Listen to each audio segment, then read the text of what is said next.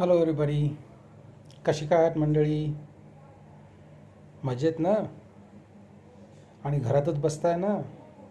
घरात बसलंच पाहिजे, बाहेर करोना फिरतोय. Good tagline right. I just stole it from the चला हा वायू द्या. Well anyway, thought came to my mind.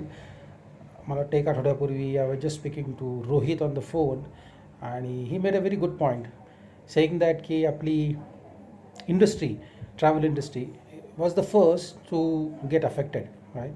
म्हणजे पॅकेजेस कॅन्सल झाले, airlines has stop flying, visa issuance बंद झाला, border become close and all kind of stuff.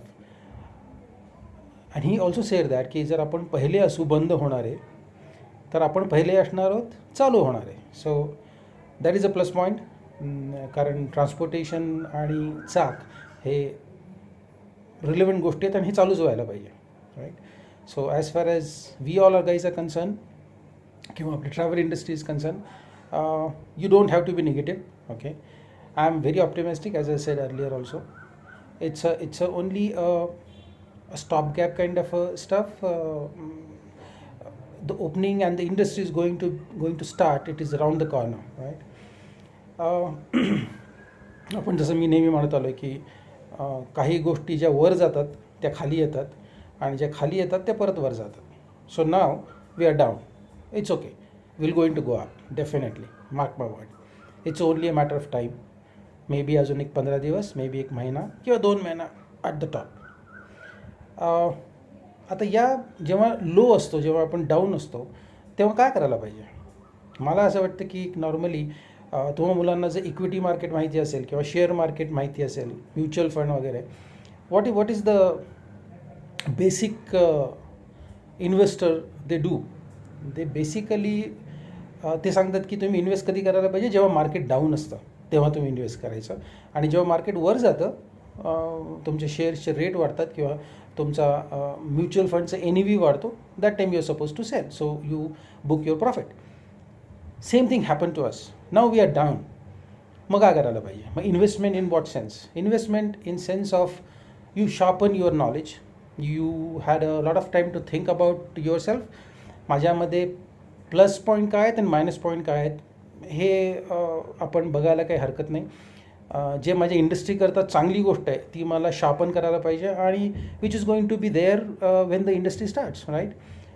So जेव्हा industry चालू होईल किंवा लोक आता असाही विचार करत असतील की ट्रॅव्हल इंडस्ट्री खूप अफेक्ट झाली आहे, लोक ट्रॅव्हल करत नाही आहेत, नोकऱ्या गेल्या आहेत लोकांच्या, ट्रॅव्हल एजन्सीज बंद झाल्या आहेत, airline is might be trying to book their bankruptcy and kind of stuff. But guys, mark my word, you supposed to invest yourself as far as the travel industry knowledge is concerned. ते तुम्ही घ्या, त्याच्यावरती practice करा. तुम्हाला तुमच्यात जसं मी सांगितलं की जसं मायनस पॉईंट आहे त्याच्यावरती तुम्ही you work hard on that. May be it's a grooming, it's a communication, it's a knowledge. कारण जेव्हा इंडस्ट्री चालू होईल ना त्यावेळेला सगळ्यांना तुमची गरज लागणार आहे. जसं म्हटलं 2 महिने 3 महिने मॅक्स टू मॅक्स. ओके, सगळं रुटीन व्हायला, लोक ट्रॅव्हल करायला might take another 6 months time.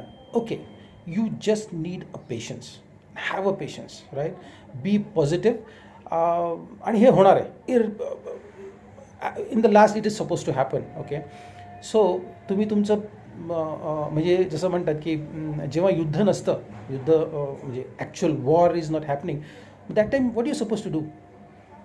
You suppose to sharpen your sword, right. तुम्ही तुमच्या बंदुकीला तेल पाणी घालून तुमची बंदूक तयार करून ठेवायला पाहिजे, तुमच्या गोळ्या तयार करून ठेवायला पाहिजेत, तुमचं सैनिक तयार असायला पाहिजेत.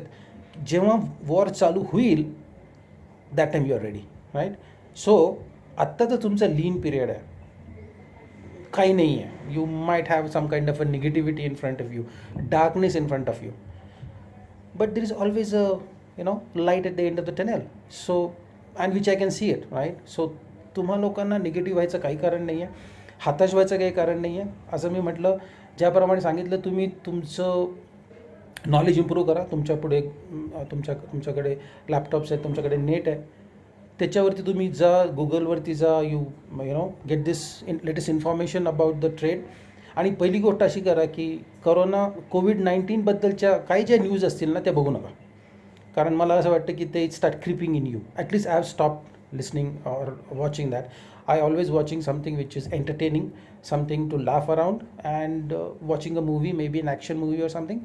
आणि ऑफकोर्स ट्राईंग टू थिंक की आपल्याला काय करता येईल. राईट. सो मला असं वाटतं की तुम्ही बी रेडी. ओके. आपल्यापुढे आत्ता 3 आमच्यासमोर, म्हणजे I was just talking to madam yesterday only, आपल्यासमोर 3 प्रकारचे स्टुडंट्स आत्ता आमच्यासमोर आहेत. एक ज्यांनी कोर्स कंप्लीट केला, जे जुने आहेत, जे they will start working for at least couple of years, 2-3 वर्षापासून ते नोकरी करतात, ट्रॅव्हल एजन्सीमध्ये म्हणा, एअरलाईनमध्ये म्हणा, हॉटेलमध्ये म्हणा. आणि दुसरे स्टुडंट ज्यांनी कोर्स कंप्लीट केला आहे आणि they are waiting for to get a job and this disaster happen.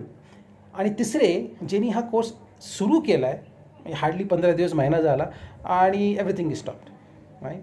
So I think या 3 कॅटेगरीबद्दल I will speak to you later. Okay. कारण मला तुम्हाला जास्ती बोर करायचं नाही लेक्चर देऊन, आणि थोडंसं आपल्याला सब्जेक्ट पण पाहिजे काही ना काहीतरी बोलायला. Okay. So as I said earlier, stay at home, be positive, knowledge improve करायचा प्रयत्न करा, रिकामटेकडे गप्पा नका मारू. Okay.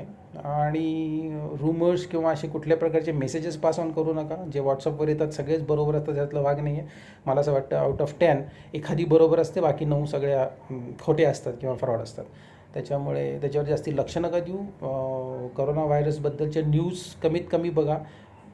Don't get that negativity creep in you. Okay. आणि be positive, and I am sure will coming out of it with a flying colours, आणि we are going to win this war. That is pakka. Okay. So keep on laughing and stay safe. Take care of yourself, your family, your friends, everybody. Right. See you again.